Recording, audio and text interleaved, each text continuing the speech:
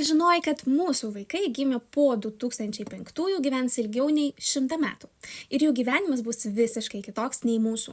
Jie turės ne vieną, o 7, 10 profesijų per gyvenimą. Keis miestus, šalis, o kartais ir šeimas. Jiems skyrybos nebebus tragedija. Tai bus tik vieno etapo pabaiga. Ir mes tėvai turim vieną labai svarbią užduotį – paruošti vaikus šiai naujai realybei. Neprimesti senus scenarius, o padėti jiems būti lankstiems, pasitikėti savimi, atrasti savo talentus. Tam yra šiuolaikiškas instrumentas – numerologija.